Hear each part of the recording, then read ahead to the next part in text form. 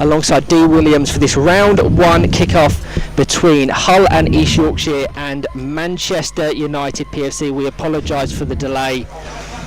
Hopefully we're up and running now. Early pressure from Hull and East Yorkshire, looking to take the front foot in this cup competition. Dean, how are you? I'm very good, Ryan. How are you doing? Very well. Cup fever. Absolutely. We do apologise for any delays or any technical difficulties. Hull and East Yorkshire and Manchester United both currently competing for 25 Optegra Championship.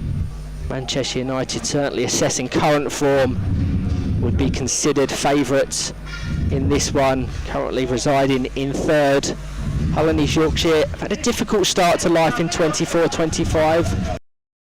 In to the departures of Cole Simpson and Hayden Lambert, as Aston Walls there really fortunately for that effort just wide.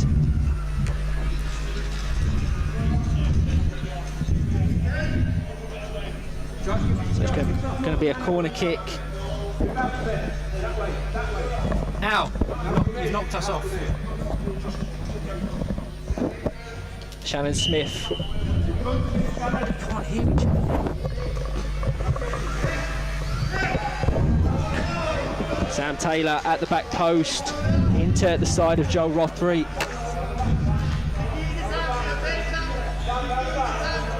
Good pressure from Sam Taylor. He's really stepped up his game so far this season.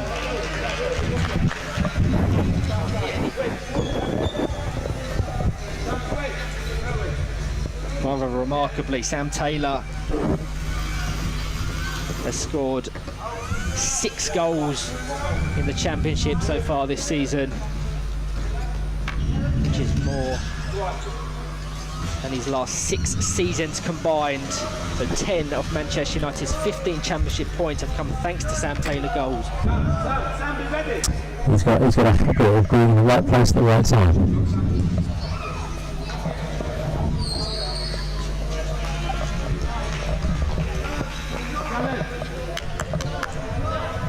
We've seen his championship games as we've gone through the season, Ryan. He's got that incredible neck, hasn't he? Being in the right place sometime.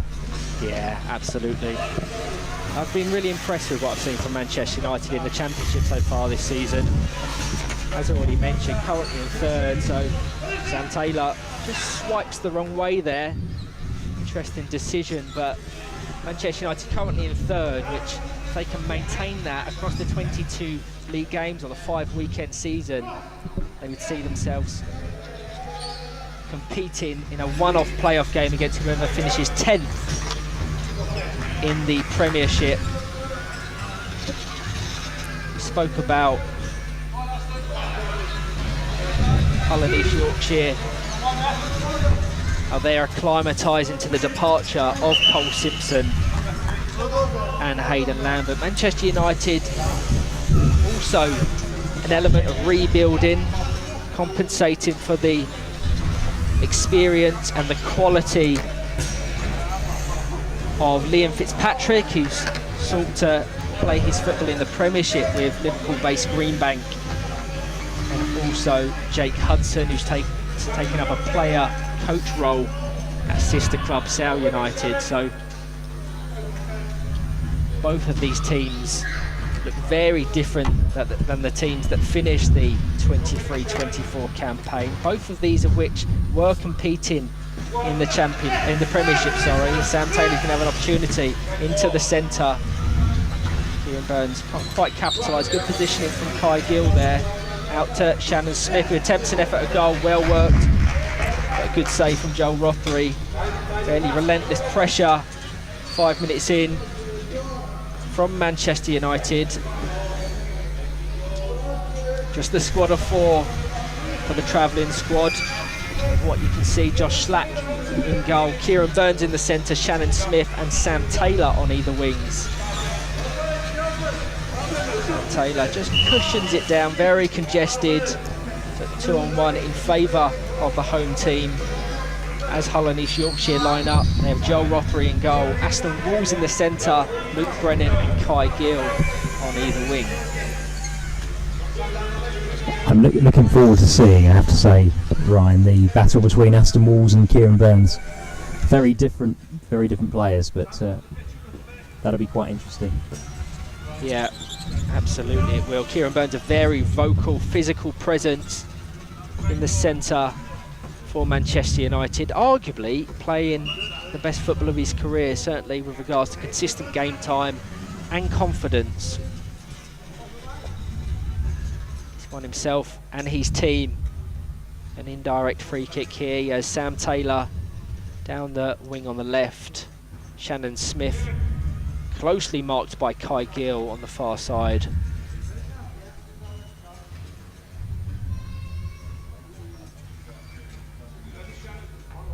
Kieran Burns can't quite get the accuracy, so it goes into the side of Aston Walls' chair. Aston Walls playing his first season for Hull and East Yorkshire, having joined them from Nottingham Forest in the summer. Like Kieran Burns, finding some really consistent minutes, which is in turn giving him confidence, and that wasn't necessarily evident last season. Shannon Smith from Manchester United, another new recruit, joining from Sale United also. So lots of chopping and changing, which will hopefully lead to an entertaining cup fixture. This, of course, the John Good Group WFA Cup. We've got presence from them here today, which is fantastic to see. They continue to play such a key role in this competition, having sponsored the competition during the 23-24 season. Their commitment to the sport and community has been reaffirmed with that extension for both the 24-25 and 25-26 seasons. Aston Walls desperately trying to break past Kieran Burns. Joel Rothery certainly being the busier of the two goalkeepers. We had a little discussion off air about Manchester United's intent in this game, how we thought they potentially could line up. And I have in my commentary notes here that I suspected that they would maybe use Josh Slack in a more attacking, advanced position, but that I think speaks to his versatility. We've seen it in the Championship, how no matter where Pete Taylor plays Josh Slack, he does a fantastic job. Yet to really have a touch or involvement in this game. But should Manchester United acquire a 1 or maybe 2 goal cushion, I suspect he will be utilised in more advanced areas of the court. We've seen that so many times, haven't we, in the Championship this season? And surprised us initially, didn't it, with some of Pete Taylor. We talked this again off air. His tactics at times in the Championship this season, to be where they are, third place, fighting against the other teams right at the top of the league. I mean, tactically, they have done an awful lot right. And the interesting thing about Kieran Burns, I just spoke to him before the game, and he said in some ways, coming here with such a small squad, there's no selection dilemma. We have to understand what we need to be doing and then just get on with it and do it. Aston Walls just getting an adjustment with his chair on the far side. But yeah, regarding Pete Taylor, I think I referenced on a podcast recently and also across commentary how he's becoming one of my favourite managers in the division. Just his ability to utilise the squad so brilliantly, a limited squad, having only 4 players at their disposal. They have a squad at 6 registered, with Anne-Marie Robertson and Mark Norton not present today. So if things aren't going the way they want on the court, they're going to have to mix it up and switch things up tactically, as opposed to looking to the bench, where Hull and East Yorkshire may have the advantage with the youthful players of Harrison Smith and Callum Jefferson at their disposal. Did you use the line, just to correct you, Pete Taylor is becoming one of your favourites, not on our favourites, Ryan, you know that. I just really appreciate what he does and what he's shown in the Championship so far this season. And as already mentioned, applying the further context about is it a squad in transition. Liam Fitzpatrick was a long-standing player of Manchester United, likewise with Jake Hudson. So despite the very evident challenges presenting themselves, he's done superbly. 10 points from a possible, 15 points in the Championship so far this season, which is 10 fewer than the two teams above them in GBG Knights and Muscle Warriors. But really impressed with what I've seen. He's shouting instructions down the touchline to Sam Taylor, who fires the ball into the box, and unfortunately for Hull and East Yorkshire, it just fires off the back of Aston Walls' chair into the back of his own net. So after 11 or so minutes, Manchester United take the lead. That's unfortunate. It really is. They seem to almost weather the storm slightly. Yeah. But have been punished there. So full credit to Manchester United. Just under 12 minutes played. Hull and East Yorkshire 0, Manchester United 1.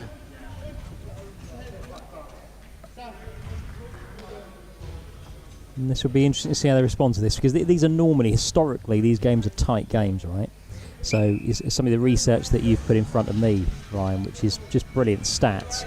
There's only been one occasion in the last 5 games where there's been more than one goal between the two sides. Yeah. So it's very, very tight, and we know how good, hence their performance in the Championship this season, defensively Man United are as well. When they get their noses in front, this is a tough ask here for Hull, but long way to go.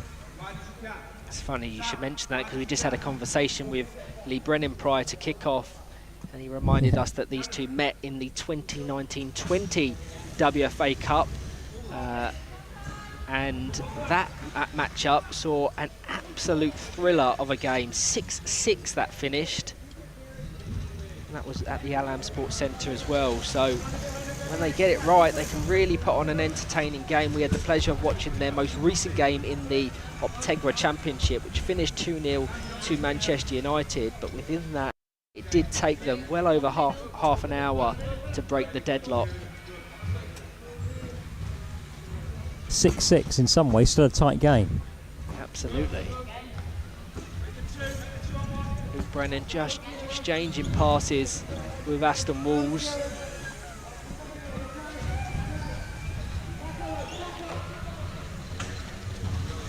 Kieran Burns forces his way past Brennan, trying to weave it behind Joel Rothery.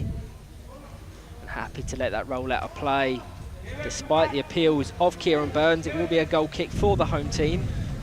I have to say, Dean, the Allam Sports Centre is a very impressive setup, isn't it? Yeah, really. It's my first time here, so Lee and Kai have always waxed lyrical about this as a place and a venue, and it ticks so many boxes, doesn't it? I can understand why they enjoy their training here, and as a spectacle when we're putting on a show like this with everything that goes with the John Good Group WFA Cup, it's a fantastic way to kick it off the road to Derby.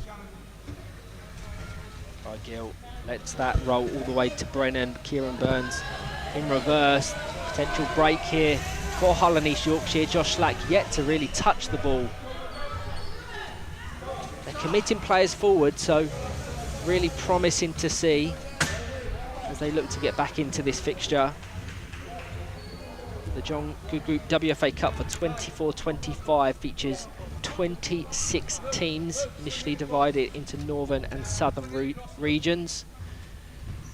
We had just one game in the competition so far, which took place just before Christmas, the preliminary round between Middlesbrough Reserves and Lancashire Spitfires, as Shannon Smith is going to dribble that ball into the side of a very stationary Joel Rothery, who flicks it out of danger. Taking place today in the southern region, Solent PFC take on Championship League leaders GBG Knights. And tomorrow, Leeds Dynamos take on Nottingham Forest, and the Manchester City versus Teesside Steel game, which was initially scheduled to kick off tomorrow, has been postponed due to ice. It was a chilly start this morning. It certainly was. It took about 20 minutes or so to thaw the car out. Yes, I was the same.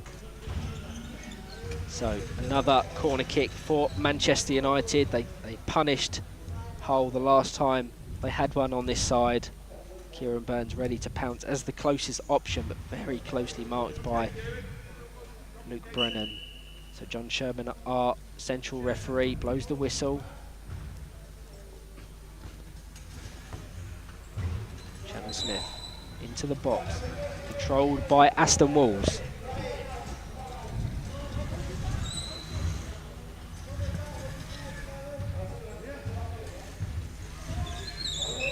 Burns into Aston Walls.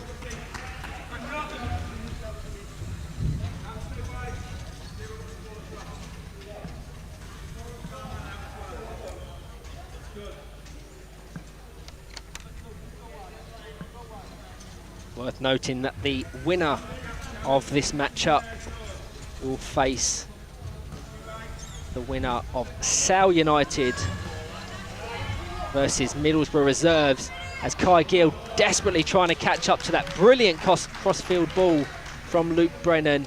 Unable to do so, but really promising stuff from Hull and East Yorkshire. I suspected that they would absorb a lot of attacking pressure in this game. It's if and when they can break on the counter to punish Manchester United.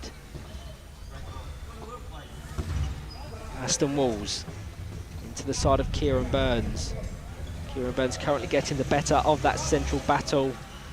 We suspected it would play a fairly significant role in the outcome of this game, and it's proven to be the case after 17 minutes. Hull and East Yorkshire 0, Manchester United 1. Aston Walls out of play.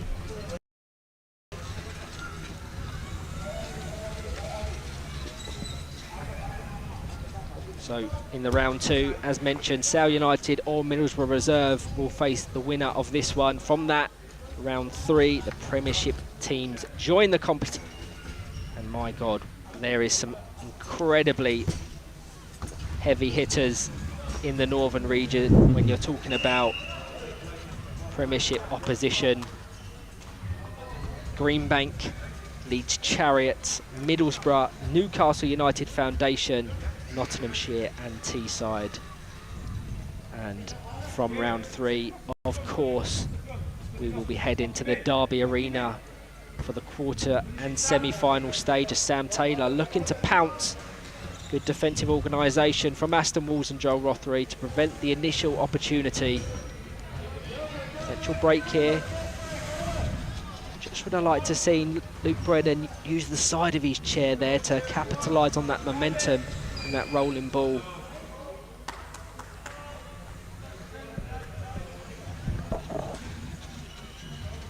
He enjoys a WFA Cup goal, Luke Brennan. 5, if my stats are correct, that are in front of me right now. So he knows where that goal is in this competition.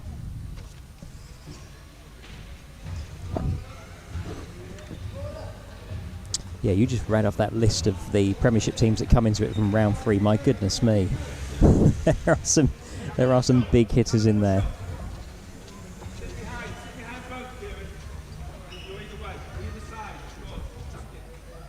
Thank you to everyone tuning in.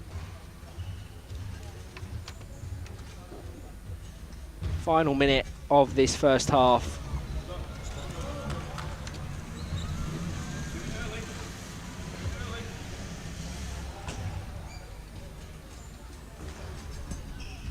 One thing worth noting about Manchester United, as Kieran Burns lines up an attempt, didn't quite get the angle, almost caught in two minds as to whether to shoot himself or find Sam Taylor on the top right hand corner. But Manchester United, one of the key highlights of their season has been their defensive organisation, which has made them one of the best defensive teams in the Championship. 6 clean sheets from their 9 games. So their ability to limit the opposition's chances is a testament to the tactical setup and discipline instilled by Pete Taylor. And that is half time. Hull and East Yorkshire 0, Manchester United 1. As suspected, a very closely contested affair so far.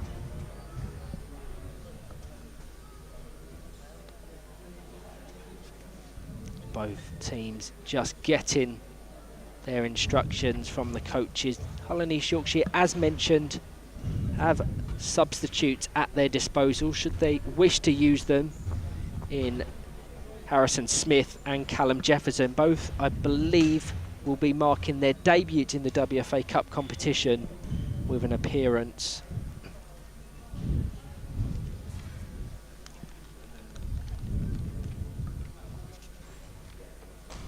But once again, a huge thank you to the Jonga Group for their commitment to sponsoring this competition for 24-25 and 25-26. It's that support that provides stability for the competition, and of course a platform to showcase the very best of English power chair football. For those that don't know, Jonga Group have a rich history stretching back over 190 years. They're a family-owned business that has grown from its roots in Hull to become a major player on the global scale. They're known for their expertise in logistics, shipping and property development, to mention just three. And they've built a reputation for excellence and community engagement. They're deeply committed to giving back, and their sponsorship of this competition is the perfect example of that. We had a fantastic 23-24, and we're building upon that now. We are indeed. They are just. There's not much I can add to that other than to echo the comments, right? I think they are. Again, you've talked about the presence that we have here today from John Good Group. They are just superb. They are wonderful supporters. They want to innovate the competition with us as well. They are prepared to work with us to trial things as we go through this competition as well, and the lifespan of that. They have just been awesome. If you could choose what you want from a partner to bring into a sport like ours, then you want partners like that. They're fantastic. And I must, at this point, wish Adam Walsh, the CEO, which many people in our community will know, a happy birthday today. A very happy birthday, Adam. I won't give his age away. No. I'll keep that protected, but happy birthday, Adam, if you're listening in. Absolutely. I suppose now gives us the perfect opportunity to talk about the recent news regarding the Wheelchair Football Association being announced as Slater and Gordon's Charity of the Year for 2024. Just give me your thoughts, Dean, because I think we was just blown away to receive that news initially, see the impact from the community following that. And just for the context of the heavy hitters we was up against, some national charity with hundreds, if not thousands of members of staff, it was amazing. Yeah, it's one of those moments this week. I mean, there are lots of things happen in everybody's lives during the course of a week, and this week's been one of those momentous weeks where, of course, very, very early in the week, we got wind of the news that we'd been successful and been the chosen Charity of the Year by Slater and Gordon. And initially, when I received that, Ryan, to be fair, I'm lost for words, and I'm lost for words because, you know, we only achieve things like that because of the support that we have, and we get our support from, and I'll never get tired of saying this, and hopefully I'll say this enough, it's for our community that does that. And our community is wide, and I've mentioned on a quote or two this week, it's our superpower, right? So when we engage and when we get behind it, we have a considerable superpower of a strength where people give us that kind of support. And it's not just people that understand the sport that they're in, it's the networks that they have as well. And we've been successful in being named Charity of the Year because of the strength of the community we have. So for me, absolutely want to say this once again, thank you so much to everybody that is consistently involved in this sport, that put the time into that and then spread the news out to the network and then garnered all those votes, because that's what's made us achieve that. And you know, those are the kind of things that when you chair up an organisation like this, you want to know. It's a temperature check moment. You know, have we got people that will work with us for us growing the sport? And for me, that's a wonderful accolade to receive, but ultimately it gives us that sense test that we've got a lot of people that are right behind what we're trying to do for the sport. And the sport, what we're trying to do clearly is for the people that are involved in the sport. That starts predominantly with the players. So one of those moving moments that as we go through this week, but it's a wonderful accolade, and so many people within the association put so much hard work into that, and I'm really, really grateful for all of that. So very touching moment this week. Yeah, I think I said across social media, firstly thanking anyone that voted, anyone that supported, but it will be transformational. There's no question about that, and hopefully it shows the direction we're wanting to go in. We sat down together to record a recent podcast where we highlighted our top moments from 2024. Already we have one for 2025, and we don't want to rest with where we currently sit. We're always looking to innovate, continually growing and governing the sport of power chair football. Things like this make such a huge difference to that. Don't they just? It really does. It was a fantastic way to start 2025, and we have very exciting plans for the year ahead. For those that don't know, the WFA will be celebrating its 20-year anniversary, its 20th birthday this year. Incredible, isn't it? It really is. So hopefully we can really give that the credit, attention it deserves, because it's such a rich history that we've had, from the initial idea of introducing a format of football to expanding the game, relationships, all of the achievements of the England national team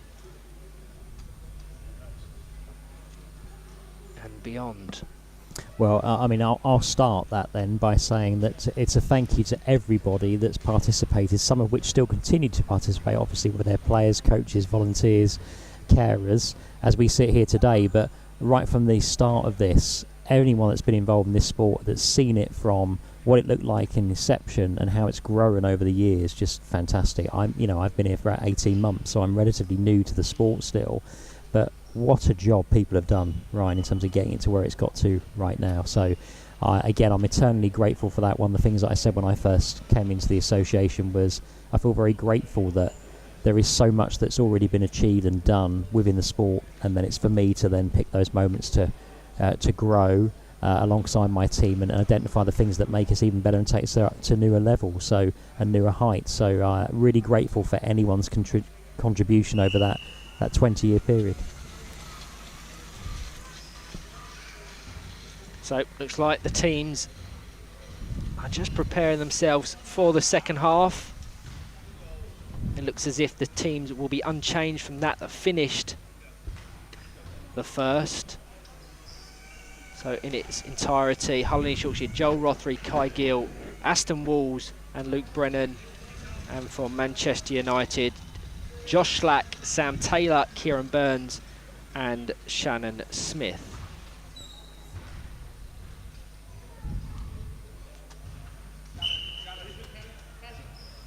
We are underway. Kai Gill with the kick-off right up the other end of the court.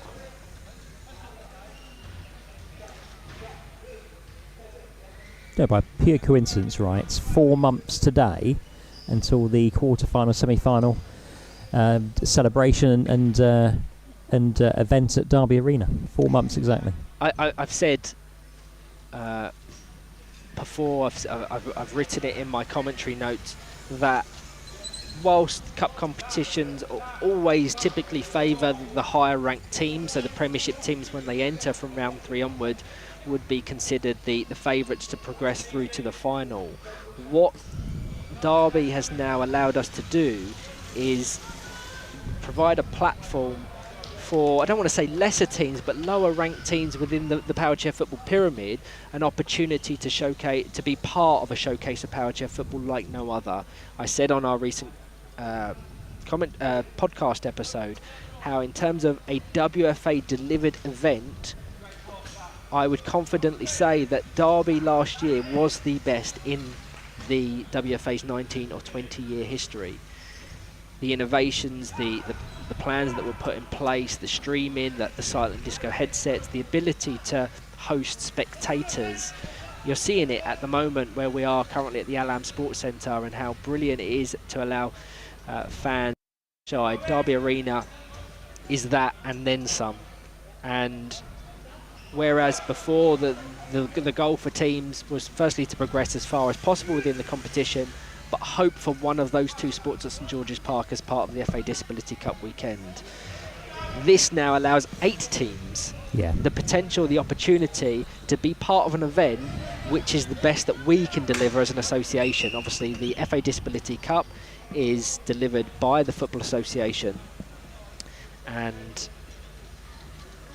that gives these teams something to aim towards. Hull and East Yorkshire were there last year. They will know what it's about and they'll want to get back there again. Yep. It's a challenging road to get there. They've got to, first of all, reverse this scoreline, and then they've got to travel to the winner of Sale United and Middlesbrough Reserves. And if they can get past the Premiership opposition in round 3, there's 1 of 4 spots available. So really is a fantastic innovation and an event that we've created recently, and that's completely due to the support of John Good Group. It would not be possible without them. So I hope they really do take the credit and the praise that they deserve for putting this competition up there with the likes of our National League.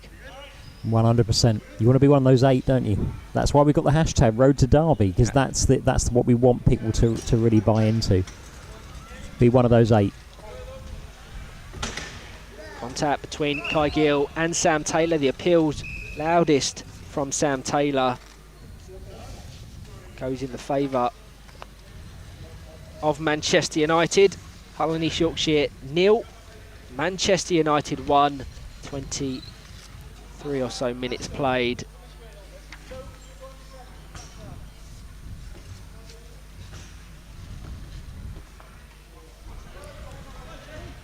Shannon Smith now is going to try and just dribble it in that right-hand post. Back to Kieran Burns. Rotated spin kick. Lovely passing football on the edge of the box. Had Shannon Smith just been a little bit deeper, she could have capitalised there. Going to try and just dribble it in that right-hand post. Back to Kieran Burns. Rotated spin kick. So just that Aston Wall's own goal on the 11th minute. The difference currently. Hull and East Yorkshire have been competitive though. You wouldn't say that Manchester United are or have been the most dominant in this matchup so far. Typically tight. A question for you, Ryan. What a Hull need to do differently to get back into the game? Still a long way to go. We've already mentioned how key that central battle is, and the success in which they've found is when they've been able to break the press of Manchester United. You can see now they've just reverted back to their original shape, but most of the time when Manchester United are on the front foot, they're committing both Kieran Burns, Sam Taylor and Shannon Smith forward, and Luke Brennan typically always takes a very advanced position. It will be on the responsibility of the central player, and they're playing a fairly fluid system, so Aston Walls and Kai Gill seem to be switching who plays in the centre and who plays high and wide. The distribution of that central player will be so key to picking out the attacking wide players. But from the first half, Hull and East Yorkshire were brave. They did commit players forward, which of course left vulnerabilities in behind, but it's exactly what they're going to need to do if they're going to get back into this game. Yeah. So passing accuracy, passing power, and ensuring that the attacking wide players are always ready to capitalise if the ball comes in their vicinity.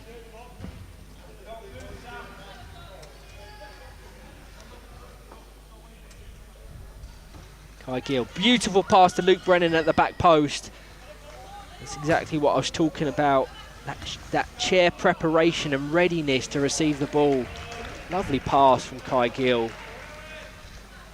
Aston and Kai just not on the same wavelength there on that one. Reverted back, hadn't he? But that was actually held the position. It wasn't a bad pass. You can see now the approach from Hull and East Yorkshire, committing all 3 attacking players into the Manchester United half, so they're looking to condense that space and dispossess current 1-0 leaders. But as you've already referenced, these two of years gone by are so similarly matched.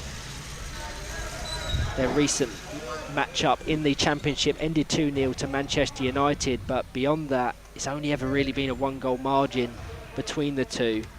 Once we have a break in play, just want to go through how these two fared the last time they both comprised positions in the National League Championship in 22-23, because it shows that just how close they are in terms of quality. So in the 22-23 National League Championship, both of course played 22 games, both won 14, both drew 4, lost 4, and it was just a more favourable goal difference as Luke Brennan is going to attempt an effort. Good work from Josh Slack. It was only goal difference that separated the two in that one. Plus 44 for Hull and East Yorkshire, plus 42 for Manchester United. It was decided on the last game of the season. Anyone that was present at the Lee Westwood Sports Centre will know how incredible that day was. Yeah, that says a story, doesn't it? It really does. Sadly, both were relegated from last season's Premiership, and both will be seeking a return to the top flight of English power chair football. Manchester United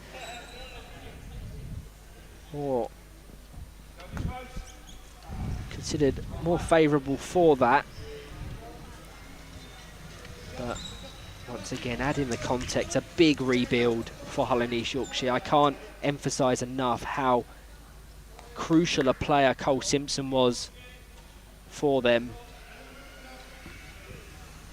Not just his goals, it was his technical ability, it was his distribution, and he's earned a move to Newcastle United Foundation, so he will have strong aspirations of trophies, of cups, and also to further his progression through the England talent pathway. Currently a member of the National Emergent Talent Programme. He has the ability to climb that ladder even further, but sadly for Hull and East Yorkshire, that meant seeking an opportunity to continue playing his football in the top flight.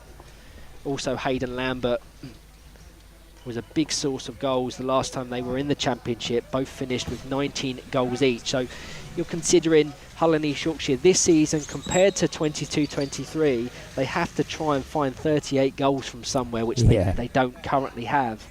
They've really struggled in front of goal so far this season, having only scored 5 goals.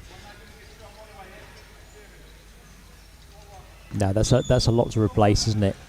So having used the word a couple of occasions already, Ryan, transition, they are definitely in that mode, aren't they, it feels? They're just finding their rhythm. I've seen them have elements of success in the National League, but they're going to need a season or two to just acclimatise, firstly to that departure, ricochets wide of that right post, and embed the new debutants, or certainly when we're referencing then a season, the debutants in Harrison Smith and Callum Jefferson. So a lot of talking points. Sam Taylor with responsibility of this corner kick. What a season that man is having. As mentioned at the start, his goals this season more than the last 6 combined. So he's stepping up and trying to replicate the output that's been vacated by Liam Fitzpatrick.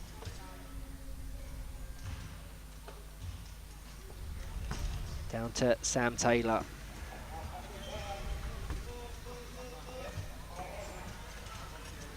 He loves a celebration, Sam Taylor, as well. He certainly does. One of my favourite players. And I know you don't say I'm not allowed favourites, but just some people that just exhibit so much passion, energy, and it's a huge positive for Manchester United as he fires the ball over to Shannon Smith into the centre.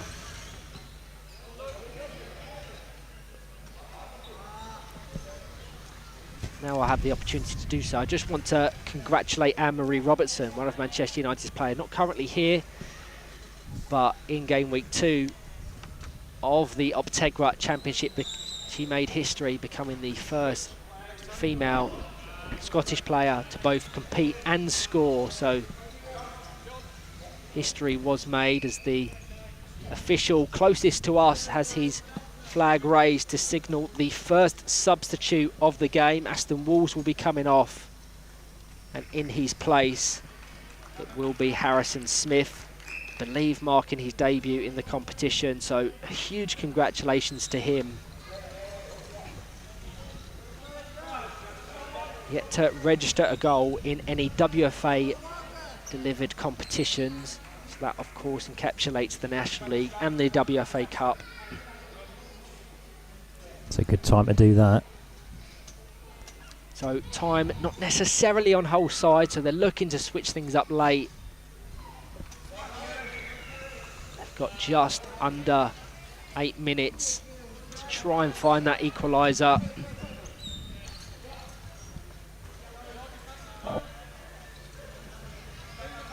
Kieran Burns forces his way past the Hull and East Yorkshire number 21. Almost understand the appeals, but 2-on-1 was the decision. I think Kieran Burns assumed it was contact or wanted to play the advantage. So now we're seeing a little bit of a tactical switch up from Manchester United. Josh Slack, the most advanced he's been all game in that white kit of Manchester United. His technical ability and his passing precision have been really brilliant this season. As Kieran Burns forces an effort goal ban, and this is what I talk about, that preparation. Harrison Smith just swiping at it, didn't allow Luke Brennan to get up the court. But that's what we referenced about being ready. A counter and a crossfield ball can happen in a split second. 39 career goals for Josh Slack in total across all the competitions. But I love what you just referenced about Josh. We've been pleasantly surprised, haven't we, by the quality of his passing this season, some of which has just been outstanding, more than just the goals. He's really stepped up.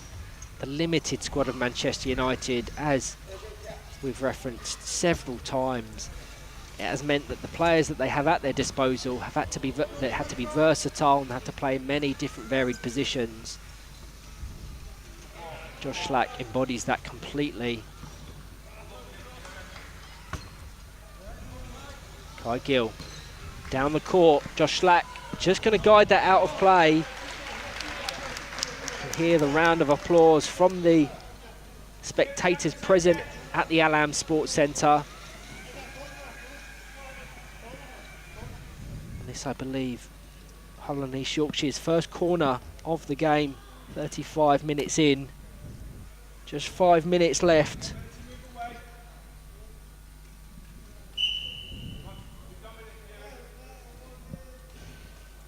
Harrison Smith. Cleared initially by Kieran Burns. Appeals for 2-on-1. Kai Gill just miscalculating that initial interaction, which is then reverted, allows him to further approach that Manchester United goal. This is a late rally from them. There's a bit of pressure, isn't there? As they say, the perfect time to score. Of course, this will go to extra time and penalties should it end a draw. The beauty of a knockout competition. You can just see how well organised Man United are. The strength of their defensive unit. When they defend, they defend. Yeah, they're very happy sitting back, absorbing pressure, and that defensive stability is a key highlight. Yeah. You don't acquire 6 clean sheets from 9 without having that shared understanding.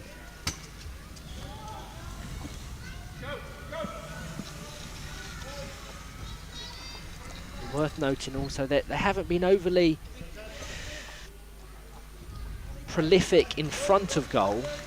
Only 7 goals they've scored in the National League so far this season, which is the 7th fewest in the 12-team division. So if you reference previous results, you'll see a lot of them are 1-0, 0-0. Very rarely do they look to add further damage. If they feel the game would be at risk, committing players forward, they're happy to just absorb the pressure. Yeah, totally. I mean, they've conceded the same amount of goals in the league that they've scored, so it's a goal difference of 0, which is remarkable considering their position of third. They are incredibly, I'm going to call them mean. They're mean. That's what they are. They know how to hold on to leads. Their game management's always very impressive. Josh Slack with an attempt there. So, being a Premiership side in 23-24, Manchester United entered the competition in the 3rd round where they were drawn against Leeds Chariots. They lost 8-0 that time. So, if you're assessing the potential route to Derby, you would say that they're most likely to face Sale United, or Sale United would be favourites in their round 2 matchup against Middlesbrough Reserves, just to the fact that one's a National League team, one's a Regional League team. We had 3 Regional League teams enter the competition this season. Solent, Lancashire Spitfires and Middlesbrough Reserves, which is fantastic to see. Kieran Burns very late on, final couple of minutes, down to Josh Slack, into the Scotsman in the centre, just wide of the right-hand post. A nice pattern of play. But surely this is the last opportunity for Hull and East Yorkshire to get up the court. Yeah, it's a bit now or never, isn't it?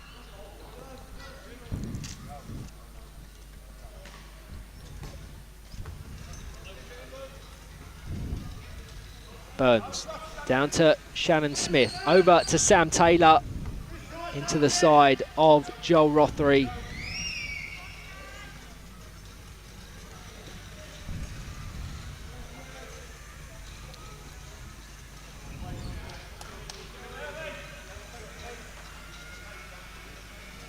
Have to commend the kind of organisation and the setup for Manchester United. Have never really been threatened. A little bit of contact between Luke Brennan and Kieran Burns into the path of Shannon Smith.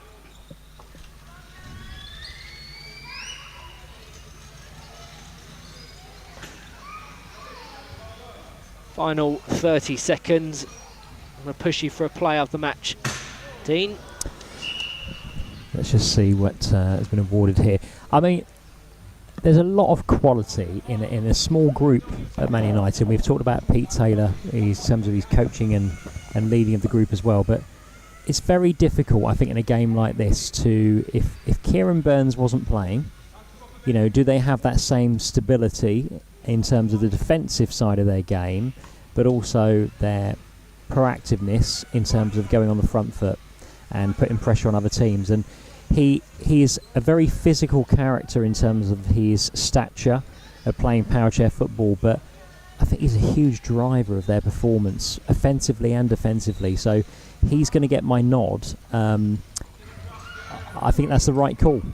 From what we've seen today, without him in there, I wonder what would happen to the defensive qualities of them, but also, as I say, when they go on the front foot. So he's my player of the match.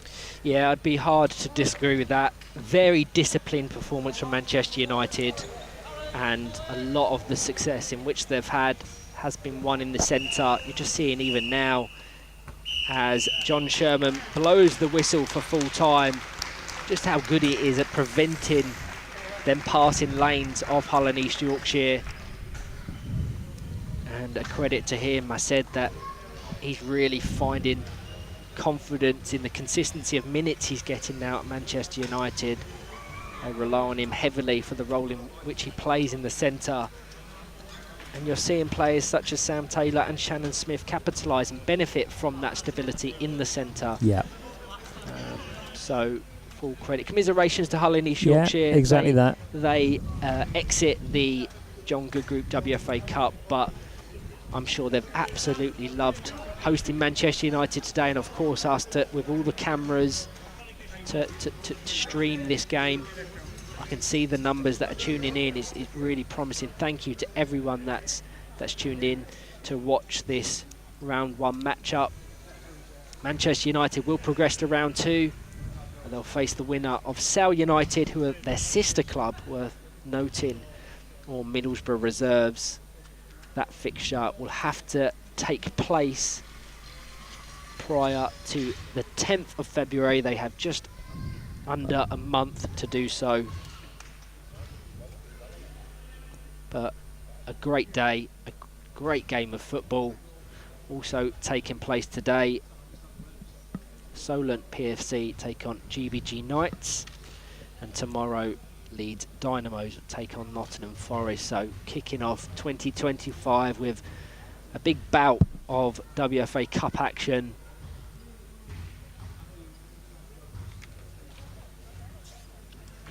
You're seeing Pete Taylor on your screens just have the debrief with his squad of 4.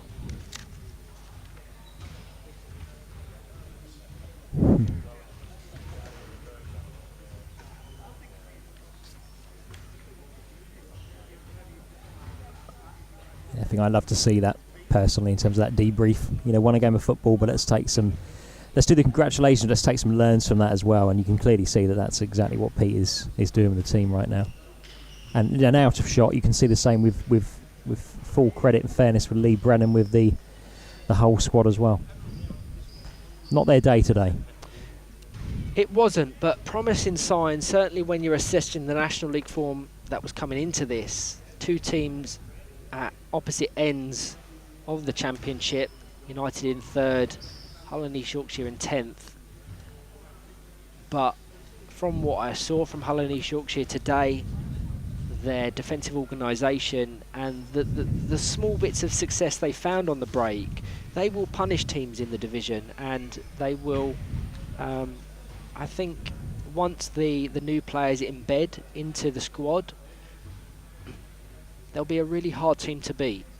Yeah, exactly. This has followed, hasn't it, what we suspected, that it was always going to be a close game between the 2 sides. I've just had Adam Walsh, CEO of John Good Group, has just messaged. So he's clearly listening in, not able to be here today. I'm younger than you think. Thanks for the birthday message. So happy birthday once again, Adam. I didn't give any age away, even off screen. In a second, we'll see if we can get either one of the players or the coach of Manchester United in for a few words. Likewise of Hull and East Yorkshire.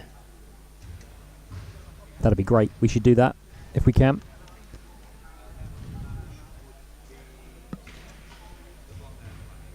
We don't want to interrupt those debriefs, Ryan. No, they're very... just looking at Hull and East Yorkshire just in front of us, which you can see on your screens. Laser concentration from their squad. Yeah. Well, it's funny, isn't it, football? Because, I mean, there is a theory that you don't talk about football too much. You want the emotion to die down, to penetrate your messages through. But this, depending on... We can't hear what's being said, but useful thing to do immediately after the event to make sure that there's that direct learning, and then you repeat, you go back on those kind of messages. So I kind of understand that. But both groups very attentively doing the debriefs.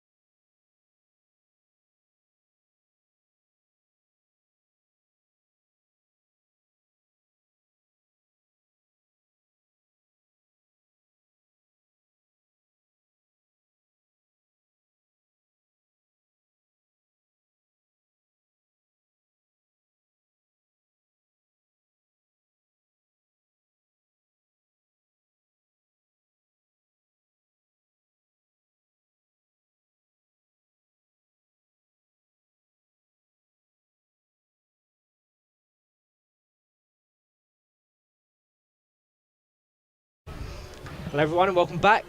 Rich, give me your thoughts on that WFA Cup match-up between Hull and East Yorkshire. Yeah, well, obviously, being a Hull boy, I was obviously supporting the Hull team. I shouldn't really say that, but I was. They're very tense. It always is tense, isn't it, when you're watching this game? I still, every time I come down and watch a game, the technicalities and the positioning of the players is just unbelievable, and it's just fine margins. It's fine margins all the time when you watch it. And obviously, with Manchester United squeezing a goal in the first half, Hull tried their best to fight their way back into the game, but unfortunately just couldn't get that chance. I hope people can see this and see the direction in which we're trying to take the Jungle Group WFA Cup. From your experience last season, how did you find it firstly, and exciting plans ahead, no doubt? Yeah, well, obviously we're extending our partnership with the WFA, which is really exciting in itself. We can see the vision that you guys are trying to position here in the United Kingdom. Last year, my first experience was Derby Arena, the quarterfinals and the semi-finals. Again, seeing the amount of people that came out to watch was a bit an eye-opener, really, and it was my first experience of power chair football, and to see it growing as it is, and the plans that we have for the next semi-final, quarter-final at Derby Arena this year, it's on a bit of a trajectory, which is really exciting. And even today, down at the University Sports, the crowd are here today. It's a sizable crowd, so it's the only way up from here. I think we said on commentary, what Derby Arena has allowed us to do now is provide a platform for so many more clubs to come and be part of a spectacle, an event, a showcase of power chair football. And obviously within the northern and southern regions, there's now 4 opportunities or 4 spaces for clubs to progress through to Derby Arena, and that's thanks to obviously the John Good Group in creating that opportunity. Whereas before, clubs had the aspirations of reaching the final at St George's Park, which is of course an amazing event. You was present last year, but Derby Arena is something we can hold now, something we can own, and given an opportunity for 8 clubs across the country is just incredible. Yeah, I mean, the opportunity, like you said, to provide the opportunity to walk into an arena like that as a team, as a crowd member, and then seeing the guys preparing for the games, like you said, the St George's Park, unbelievable facility, but you'd argue that Derby Arena is one of the best arenas in the country to hold a sports game like this. It's quite exciting to see where we can take this year. The crowd last year was good, but the plans are to put even more bums on seats to come and watch such a spectacle, I would call it, because it is. It really is. # Road to Derby. Absolutely. That's why we've done that, isn't it? Because 8 teams. The community, they're always our temperature check, Rich, and they've gone with that as well. So 8 teams want to get to such a spectacle, which does provide that bit of a showcase, which is brilliant for what we're trying to put on to garner new support and new partners coming into the sport. But ultimately, for them as players to get to such an opportunity to demonstrate their quality in front of a wider audience, that's brilliant. So we say this so many times, don't we? But what you, Adam, and the whole team are enabling from our perspective, just absolutely fantastic. And the community, I have to represent the community. I'm sure you get people come up to you spontaneously and thanking you and saying it's amazing what you're doing, but I want to make sure that you always understand how big that is within our community, because what we're doing, the platform we're providing, it's everything to the players first and foremost. So it's yet again another thank you from me as the chairperson to you, Rich, and Adam, and all of the team for putting on what you're putting on. No, and I mean, to be honest, it's as we talked before the game, didn't we? But it's not a monetary thing. Obviously that helps because it allows you to put on the games that you require and the tech that those 8 teams coming towards the Derby Arena, but it's actually more the fact that it's what you're trying to build here across the country to raise awareness and give the spotlight to the teams that require that I guess the backing and the following. And we can already see in the 12 months that we've been involved, it's great to see the momentum that's been picked up, and if we can help a small bit when it comes to raising the awareness, driving the platform around the WFA and the FA Cup being one of the key vehicles to get that exposure, then it's been an absolute pleasure, to be honest, and long may it continue. And we know we're not going to release them all, but we know forward plans, not just for Derby Arena, but for next season as well. So we're very excited about that. We just can't say anything. No, we can't. It's a big secret. But no one needs to worry. These are very good plans, potential plans, and also just to enhance it even further and develop more opportunity in the sport, which is just great. That's it. And again, I mean, to be honest, I can see this going on for a few more years in the sense of the partnership with the John Good Group and the WFA. And as you mentioned, I think that's it. I think it's those embers that are burning away in the background of those plans. That's what fuels my passion to be able to put this on an even greater platform to support you guys and what you're doing. It's just a pleasure to be a part of it. And of course, you'll be back at St George's Park. Whoever the people playing and testing the final are, you'll be back there. How was your experience at St George's Park?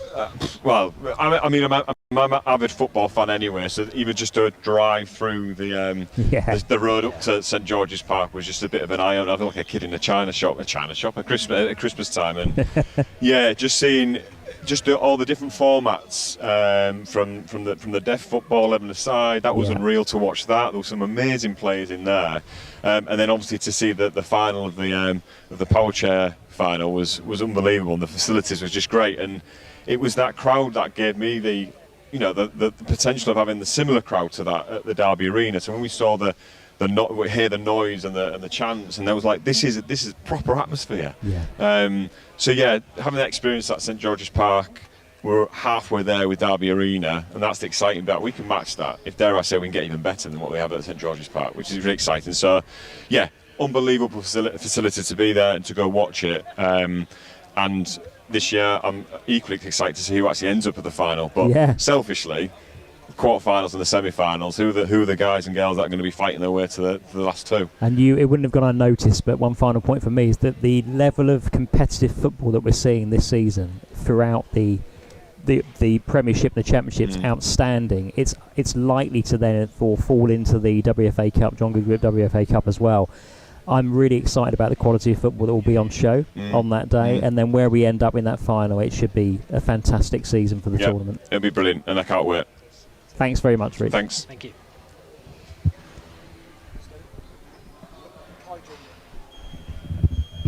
Thank you, Rich.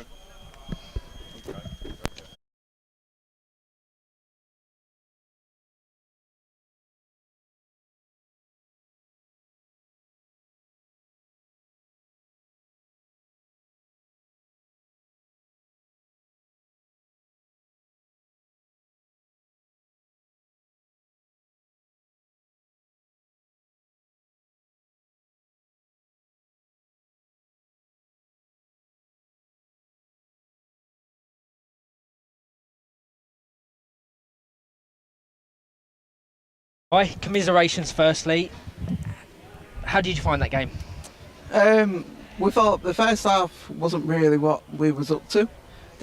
We tried to change certain positions in the first half and tried to defend as much as we could because we was under a lot of pressure. So we spoke about that at half time, about how can we change that, and we said, if we can lift the pace up, change some positions within the team. By lifting the pace up, we said that then force their middle play to drop further back and open the gaps up. That was something we noticed a bit more. So we should have really tried and took the second half more into all of the game. But that's football for you, isn't it? That is football, and that's knockout competitions, to mention just one thing. But we've mentioned it on commentary a few times how, from our perspective, certainly, it seems like it's a real rebuild for Hull and East Yorkshire. You're acclimatising to life without Cole Simpson, who's now playing his football at Newcastle United Foundation. You've also brought in Aston Walls, Steve Kerrison and Joe Kerrison to the squad. So it's a period of transition you're trying to adjust to. But there is definite successes coming from the way you want to try and play. From your perspective, how have you found that transition? And what are your aspirations for the season ahead? But personally, I think you can see that this season was always going to be a year of transition, and sometimes that transition can take a while. We brought in a couple of new players, like you said, Aston, Joe, and Steve. We thought Aston has suited us really well, and then we've also brought in a couple of young players that I'm really excited about, as in Harry and Callum, and the more that they get to play, the better. This season for us, trying to get back to enjoying football. You know, we was really lucky to play in the Premiership last season. We took so much from that, and what we're trying to do is try and learn exactly everything that we've learned from that Premiership to bring to a Championship. But I also think it'd be wrong. It would be wrong if I don't acknowledge that. For me, the Championship this season has been like one of arguably the best, most competitive championships I've ever played in. Like each team, every single weekend is improving, and league positions, I think you couldn't guarantee at the end of the season, like, well, this is where this team's going to stay, or blah blah blah. I think it's constantly changing. Yeah, it's something we've spoken about so many times, is that quality of football, and this is building upon what we've accomplished in years gone by. But this season particularly, it seems both in the Premiership and the Championship there has been a huge leap in terms of player performances, in terms of tactical organisation, and no doubt that potentially stems from the hard work you do at club level, but being able to watch things like streams back and listen to commentary and match analysis, has that played a part, do you think, from your perspective? Oh, 100%. If it wasn't for like sponsors that come on board and support and help grow the sport, we would still then be in a position where we're still sat still. Yeah. Power chair football, it's always about moving. You're always telling your players to move, and that's something that the sport's doing itself, even in the community. I said that to Dean earlier. For me, I call the power chair football synergy. Everybody works together to help each other, where the players are doing what they can on the pitch as well as off the pitch, but then the coaches off the pitch, they're always talking to each other, giving each other new ideas. You know, they might notice something within a match and go, how come you did that a bit better? And then the coach will be like, well, actually, we did that because of blah, blah, blah. And then it can then create further opportunities for everybody else. I saw on social media within the last week or so that you celebrated your 12th birthday as a club. You've obviously been here since the start. From your perspective, what are the highlights? What are the real positives? What is the top achievement of Hull and East Yorkshire? When I'm looking at you from the outside, you obviously secured promotion to the Premiership for the first time in your history a season or two ago. You've recently undergone a really exciting rebranding, and for that I give you so much credit as kind of the marketing communications lead for the club. But from your perspective, what is the real top of the list? For me, even though I'm the first team captain, yes, going up to the Premiership in the style that we did was brilliant. But for me, the top moment, and always will be, is when your players come through and the family can get to play a sport that they want to play, and whether that's social, for a social point of view, or whether it's competitive, because some of our players within our sport are diagnosed with a life-changing condition, and it's all about time. Yeah. And in Hull, there's a quote that's called from Phil Lowe, and it's memories are better than dreams. Yeah. So the players have a dream of one day playing the sport that they love, and sometimes they think, well, that can never happen. But when a player or a disabled member from anywhere in the country goes to a power chair football club, gets into that chair, and that's when the memories do start. It's because the parents themselves are like, I never thought I'd see my child do that. So for me, we've got over 25 members now at the club. Wow. And we're looking to obviously continue for that to grow, because this sport, it's life changing, and it's helped me so much, not just within my personal life but also my family. It's so nice you say that, because we recently sat down to record a podcast, and one of Dean's highlights for 2024 was seeing the sport grow in stature, but providing opportunities, as you said, to new players. And we've got record-breaking numbers of debutants within the National League. So what is happening at Hull and East Yorkshire is also being reflected across the country. To have this new influx of players come into the National League, but the quality to continue to rise, is, I think, a testament to the developments of the regional leagues and what teams do at training level. And it's been absolutely amazing. Am I right in saying that Harrison and Callum have come up through kind of your system? Have they played competitively anywhere else? That's right. So they came to the club a couple of years ago, maybe just before the COVID pandemic. Yep. But then I think Harry himself has only played for 2 years. Wow. So in the club we have a pathway, which is the academy if they want to play competitive. So they play in the academy team, which plays in like Yorkshire League regionally, and then they make their way up to the first team. So like we noticed last season, well, Lee did, should I say, that Harry and Callum were both showing glimmers of like, you know, potential. Yep. And we invited them to join the first team training to begin with, just for them to get settled, because it's a total like training from a academy team point of view to then go to the first team where we're training a lot more in depth compared to the younger team, and they just thrived on it. Yeah. But I remember the first training session in pre-season, and even like the first National League match. Like for me, Harry was just he wasn't scared. He was going for it. He was came off the pitch like, right, I now know what you mean by this positioning, and he was learning loads just from us. And same with Callum. And Callum, I remember the first email that the club got from Callum himself was, and it's from his mum. My son keeps watching power chair football on YouTube. Can you come and try it? And I asked him, I said, what was you watching?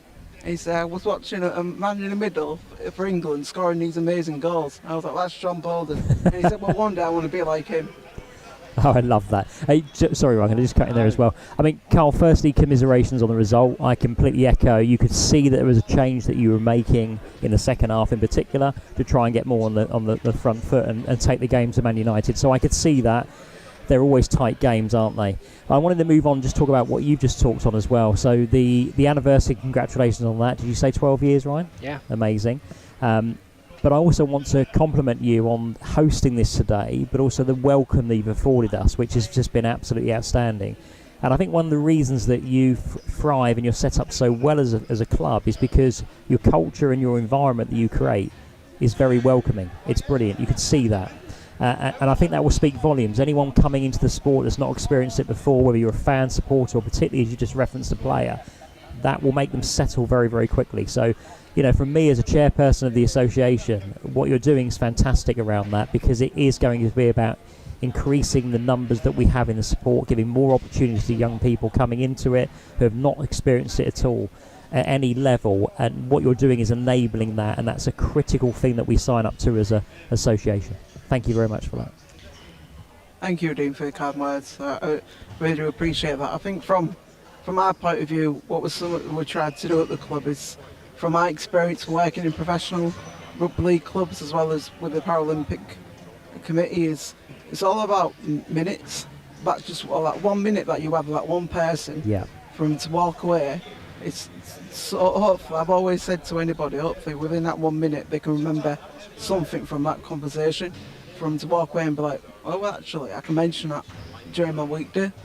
Yeah, so thank you. But I just want to say as well, on behalf of everybody here, thank you to yourself, Dean, Ryan, for everything that you're doing for the sport, because I'm going to say, I don't think the sport's ever been this exciting place it is, and thanks to the commercial partners such as John Good Group, as well as Uptech Graham, the National League, for their support, because without their support, the sport is literally just, it's not going to grow as quick as it can, and with their support, more players like myself and younger players can get to play this beautiful game, power chair football.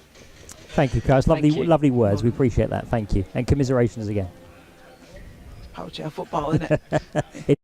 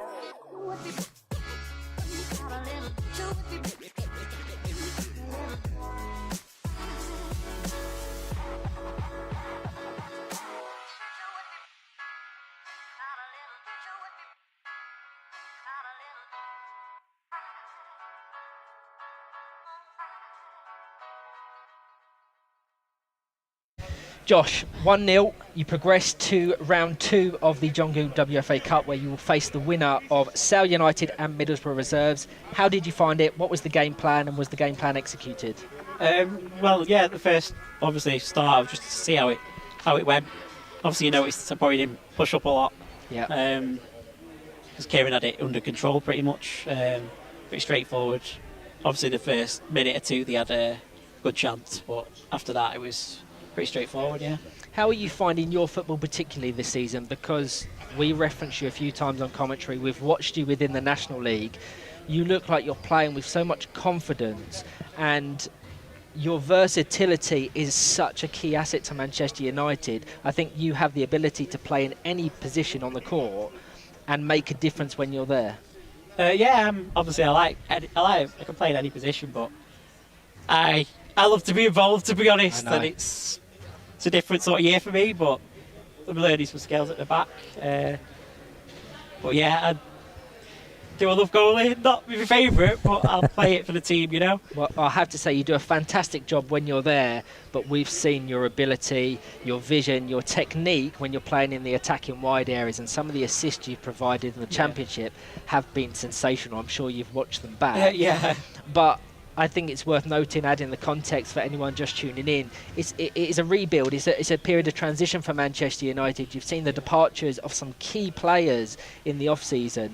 So I suppose it's just acclimatising to that, finding your feet and then going. But no doubt your versatility will be called upon across the remaining of the WFA Cup and the National League. Yeah, it's great, really, yeah. Congratulations, Josh. I mean, again, I thought the control in the game is something you always had. Yeah. I'm going to ask you a question about your teammate and skipper. What's he like to play with? Because I awarded him Player of the Match on that, which I think is absolutely the right decision to make. You've said yourself about he had control of the game. Yeah. But he's a strong character. What's he like to play Obviously, as you firstly know, he's very noisy. He'll talk for England and Scotland as well, you know. Don't want to, take that off him. But, yeah, he's very aggressive. Slack at me as well, and he can control it. Obviously, like I said, that game, his ability to get up for it as well. Yeah. He gets everyone up for it. He's just passionate, obviously, about the game. And he wants to always improve, like all of us, you know. Yeah. It's great to see. Congratulations, you progressed to the next round, but keep playing the football you're playing, because it is a joy to watch, Josh. It really is. And the famous duo continues. Look For you both. Yeah, thank you. Catch you soon, Thank you, Josh. Right, thank you. Thank you.